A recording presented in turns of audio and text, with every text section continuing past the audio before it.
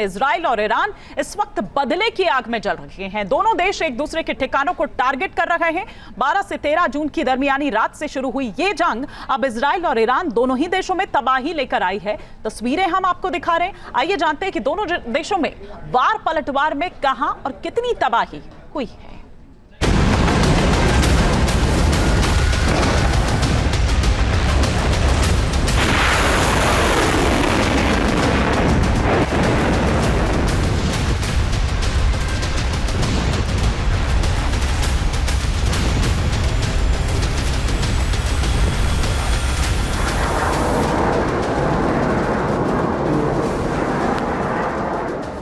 बारह 13 जून की रात को पहला बार 4 दिनों से युद्ध लगातार।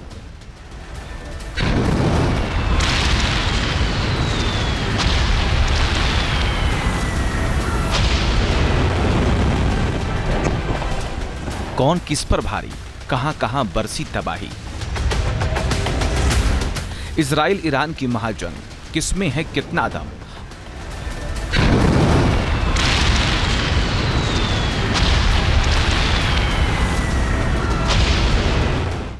Operation rising lion versus operation true promise 3। Israel और ईरान के बीच इस महाजंग की शुरुआत हुई थी 12 जून की रात को, जब इजराइल ने ऑपरेशन राइजिंग लायन शुरू किया। 200 से ज्यादा लड़ाकू विमानों ने ईरान के परमाणु और सैन्य ठिकानों पर हमला बोला। निशाने पर थे, जिससे ईरान के 4 एटमी और 2 सैन्य ठिकाने ध्वस्त हो गए। हमले में ईरान के सेना प्रमुख major general Mohammad Bagheri, IRGC के commander in chief Hossein Salami, IRGC के एरोस्पेस फोर्सेस के commander Amir Ali Hajizadeh, IRGC air force के यूनिट कमांडर दाऊद शेखियन, 9 बड़े परमाणु वैज्ञानिक और 5 बड़े अफसर मारे गए। 13 से 14 जून की रात, जंग की दूसरी रात। इजराइल के हमले में जवाब में ईरान ने तुरंत ऑपरेशन ट्रू प्रॉमिस 3 शुरू किया और इजराइल पर 150 से ज्यादा बैलिस्टिक मिसाइल और 100 से ज्यादा ड्रोन ताके।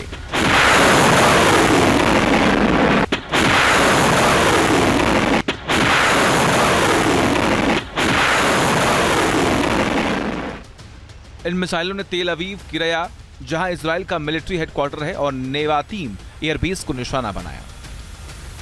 ईरान ने तेजी से जवाब देकर अपनी ताकत दिखाई, लेकिन उसका हमला ज्यादा नुकसान नहीं कर सका। इजराइल के शहरों में दहशत फैली, कुछ जगहों पर भारी तबाही भी हुई। ये तबाही ईरान के मनोवैज्ञानिक जीत के लिए ज्यादा था, क्योंकि ईरान ने दिखा दिया कि वह इजराइल के आयरन डोम डिफेंस सिस्टम को भेद सकता है।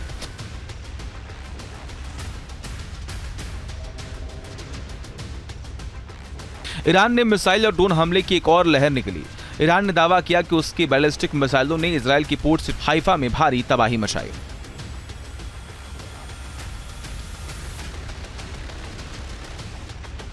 इजराइल के रिशोन लीजियन में ईरानी मिसाइल हमलों से भारी नुकसान हुआ। कई इमारतें खंडहर में तब्दील हो गईं।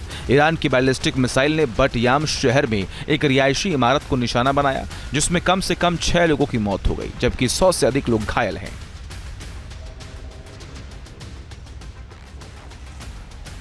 हाइफा में बजान ऑयल रिफाइनरी को भारी नुकसान पहुंचा है। ईरानी हमले से हाइफा में पाइपलाइन को भारी नुकसान पहुंचा। हाइफा में ट्रांसमिशन लाइनें भी तबाह हो गई। हाइफा रिफाइनरी इजराइल के एनर्जी सप्लाई का एक अहम हिस्सा है, जो न केवल इजराइल की तेल जरूरतों को पूरा करती है, बल्कि निर्यात के लिए भी महत्वपूर्ण है। हमले से रिफाइनरी के संचालन में रुकावट आई है, जिससे तेल की कीमतों में 1% की बढ़ोतरी हो गई और वैश्विक तेल बाजार में हलचल मच गई।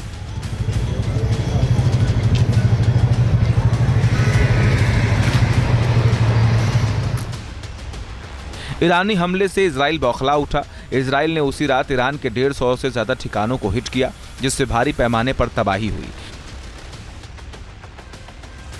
ईरान के महराब हवाई अड्डे पर बम बरसाए। इजराइल ने ईरान की राजधानी तेहरान शहरान ऑयल डिपो को खाक कर दिया। बुशहर में गैस रिफाइनरी को निशाना बनाया, जिससे वहां आग लग गई। कई किलोमीटर से आग के शोले दहकते दिखाई दिए। प्रचंड आग की लपटों ने पूरी रिफाइनरी को पल भर में स्वाहा कर दिया, जिसके बाद ईरान ने दुनिया के सबसे बड़े गैस क्षेत्र साउथ पारस पे भी उत्पादन रोक दिया।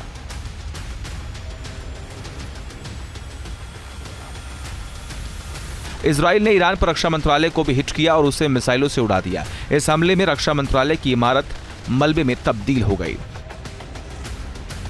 15-16 जून की रात जंग की चौथी रात। इजराइल ने तेहरान में एक बार फिर बड़ी स्ट्राइक की और ईरान के नेवल बेस पर मिसाइलें दागी। इस दौरान मिसाइल प्रोडक्शन साइट को निशाना बनाया गया, रडार साइट और मिसाइल लॉन्चर साइट को ध्वस्त कर दिया गया। इजराइल ने ईरान के विदेश मंत्रालय की इमारत को ध्वस्त किया। इजरायली अटैक के बाद ईरानी विदेश मंत्रालय खंडहर में तब्दील हो गया। इजरायली एयरफोर्स ने पूर्वी ईरान के मशहद एयरपोर्ट पर रिफ्यूलिंग प्लेन पर हमला किया। इजराइल से करीब 2300 किलोमीटर दूर उत्तर पूर्वी ईरान में किया गया यह हमला सबसे लंबी दूरी का था। ईरानी एयरपोर्ट पर इस हमले के बाद काफी दूर से आग की लपटें दिखाई दे रही थी। 16 जून की सुबह ईरान ने सोमवार सुबह सेंट्रल इजराइल पर बड़ी तादाद में ड्रोन और मिसाइलें दागी। यह इजराइल के खिलाफ ईरान की मिसाइलों की 8वीं लहर थी। माना जाता है कि इस हमले में इजराइल को काफी नुकसान पहुंचा। इस हमले में इजराइल के 3 लोगों की मौत हो गई। इजराइल और ईरान के बीच 4 दिनों की जंग में दोनों ही तरफ बड़े पैमाने पर तबाही मची। दोनों तरफ मौत का आंकड़ा भी तेजी से बढ़ा। ईरान के हमले में इजराइल में 19 लोग मारे गए, जबकि 450 से अधिक लोग घायल हुए। ईरानी स्वास्थ्य मंत्रालय के मुताबिक इजरायली हमलों में अब तक 224 लोग मारे जा चुके हैं, जबकि 1277 से ज्यादा घायल हुए हैं। वहीं अमेरिका के ह्यूमन राइट्स एक्टिविस्ट ग्रुप ने ईरान में 406 लोगों के मारे जाने का दावा किया। वार पलटवार के बीच दोनों देशों के नेताओं ने सुरक्षित ठिकानों की पनाह ले ली। दावा किया जा रहा है कि नेतन्याहू ने देश छोड़ दिया, जबकि ईरान के supreme leader Ayatollah Ali Khamenei को तेहरान के उत्तर पूर्वी इलाके में एक बंकर में शिफ्ट कर दिया गया है। Team news nation.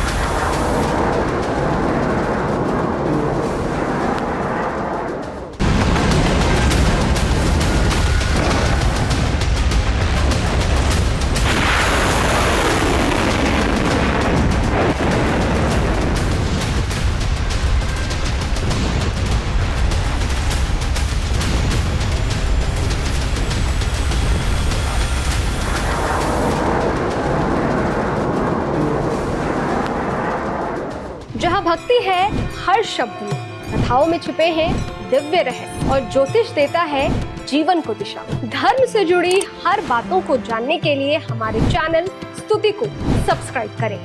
चैनल पर जाने के लिए इस लिंक पर क्लिक करें।